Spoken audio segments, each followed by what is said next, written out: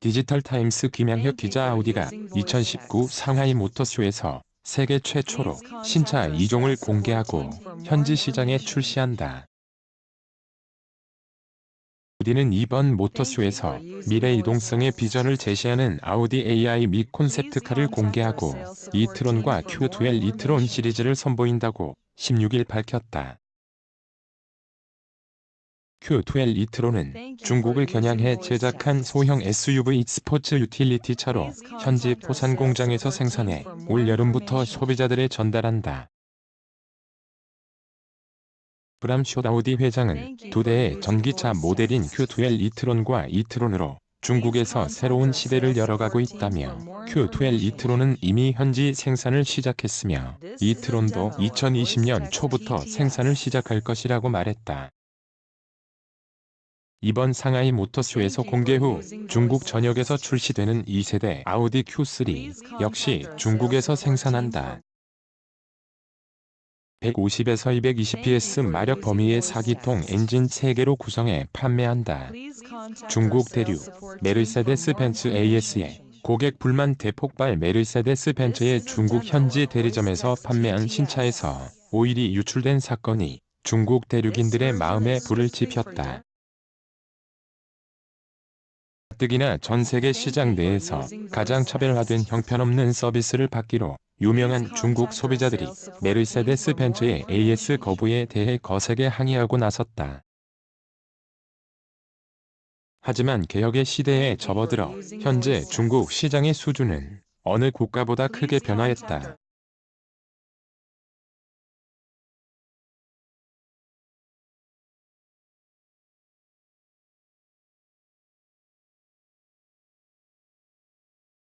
하지만 많은 업체들은 여전히 소비자의 의견을 중요시하지 않고 소비자의 권리에도 충분한 중요성을 두지 않고 있다. 최근 발생한 메르세데스 벤츠와 관련된 불만 사례가 중국 소셜미디어의 뜨거운 주제로 논란이 되면서 중국 시장에서 기업이 고객에게 가치를 부여하지 않는다는 인식이 화제로 대두됐다. 게다가 취약한 소비자 권익 보호에 대한 논쟁으로까지 확산되고 있다고 중국 경제 전문 매체 차이신 케이크신이 15일 현지 시간 전했다. 이 논쟁은 산시성 성도 시안 서안의 한 여성이 새로 구입한 메르세데스 벤츠 자동차 위에 앉아 흐느끼고 있는 모습의 동영상이 지난 11일 확산되면서 과열됐다. 그녀는 방금 구입한 벤츠가 대리점 주차장에서 빠져나오기도 전에 기름이 새는 것을 확인하고 좌절감을 표출하고 있었다고 한다. 그녀는 동영상에서 벤츠 차량을 66만 위안 약 1억 1170만 원에 구입했으며 차량을 인도한 주차장에서 기름 유출을 발견하고 교체나 환불을 요청했다고 한다. 그러나 그녀는 가족들을 대동해 15일 동안 협상을 벌였으나 계속해서 거절당해 이 같은 동영상을 배포했다고 밝혔다. 이 여성이 토로한 불만이 전국으로 확산되자 산시성 현지 당국은 이 문제에 대한 조사에 착수했으며 결국 문제의 발단인 리즈힉싱 대리점에 대해 가능한 한 빨리 환불해 줄 것을 명령했다. 이후 독일 메르세데스 벤츠 측은 즉시 사과문을 발표하고 모든 당사자들이 만족할 수 있도록 분쟁을 마무리할 해결책을 마련할 것이라고 13일 공식 성명을 통해 밝혔다.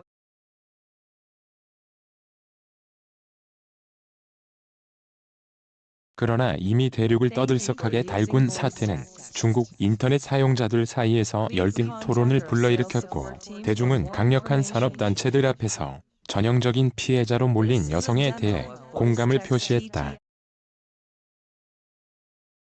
그녀는 자신의 권리를 위해 싸우고 있는 것이 아니라 모든 고객들을 위해 싸우고 있다. 그녀에게 지원을 제공해야 한다.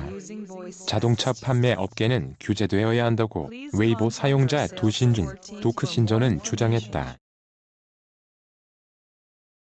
한편 2012년 설립된 시안 리츠싱 오토모바일 리즈힉싱 오토모빌 코 은 메르세데스 벤츠의 중국 주요 판매 대리점 중 하나인 LSH 오토 홍콩의 자회사인 만다린 스타홀딩 맨더린 스타홀딩 리미티드에 의해 관리되어 왔다.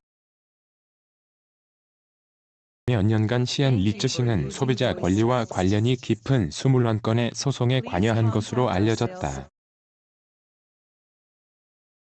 이번 사건은 2013년 세계적인 기술 대기업인 애플이 중국 시장에서 열악한 애프터 서비스를 제공한 사실이 지역 TV 조사 프로그램에서 노출되어 반환을 받은 후 드물게 사과문을 발표했던 것과 유사하다. 그동안 글로벌 대기업들은 세계 다른 지역보다 유난히 중국 소비자들을 향한 서비스 수준이 낮았다. 지금까지 중국 소비자들은 이를 크게 문제 삼지 않았다. 하지만 이러한 중국은 이제 사라지고 없다. 생활 수준과 문화, 의식이 향상된 만큼 세계 최고의 서비스가 동원되어야만 미래의 중국 고객들을 사로잡을 수 있다는 사실을 기업들은 명심해야 할 것이다. 르노 삼성, 파업 이탈자 늘었다. 노노 갈등 신호 분석도 지난 10일 기점으로 노조원 이탈.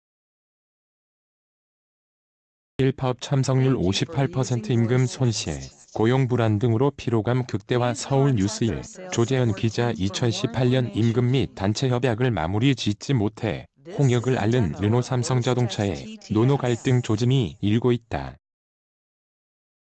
특히 생산 물량 감소와 경쟁력 하락 등으로 부산 공장의 셧다운 일시 가동 중단이 예고되면서 노조원들 사이의 고용 불안에 대한 우려가 커졌다.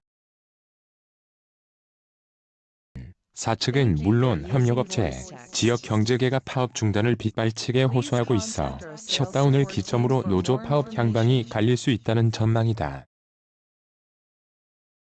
16일 르노 삼성에 따르면 노조가 전날 15일 벌인 주야간 4시간씩 부분 파업의 노조원 참석률은 58%로 집계됐다. 지난 10일과 12일 부분 파업 참석률은 각각 70%, 62%였다. 올 초까지만 하더라도 대다수 노조원이 파업에 동참했던 것과는 다른 모습이다. 노조는 지난해 10월부터 부분 파업을 벌이고 있다. 파업 초기와는 확실히 다른 모습이다.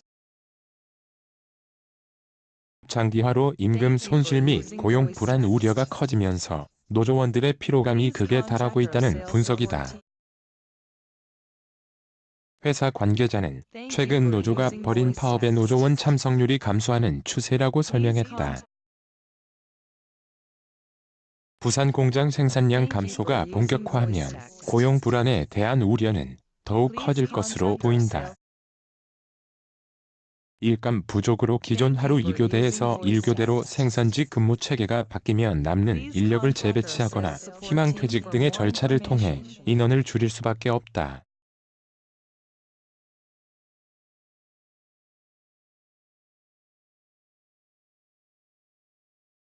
17일과 19일에 주야간조 4시간씩 부분 파업을 예고한 상태다. 사측은 현재까지 파업으로 인한 생산 손실 규모를 2,500억 원가량으로 추산하고 있다. 부산 공장 가동률 절반을 책임지는 일본 닛산 자동차의 스포츠 유틸리티차 SUV 로그를 대체할 만한 후속 물량은 배정받지 못했다. 게다가 닛산은 올해 로그 생산량마저도 연간 10만 대에서 6만 대 수준으로 줄였다. 노조 파업에 따라 회사는 오는 29에서 30일, 4달 2에서 3일 셧다운에 들어간다. 의 날 5월 1일까지 포함하면 총 5일 동안 공장 가동이 멈추는 셈이다. 사안의 심각성을 설명했음에도 노조 파업이 지속되고 있어 셧다운은 불가피하다는 게 회사 측 설명이다. 김필수 대림대 자동차학과 교수 파업 이탈률이 커지는 것은 노노 갈등이 시작되고 있음을 알 수 있는 대목이라며 르노그룹 입장에서는 경쟁력이 없는 사업장을 유지할 이유가 전혀 없다. 위기의식을 갖고 협력하는 길이 우선이라고 말했다.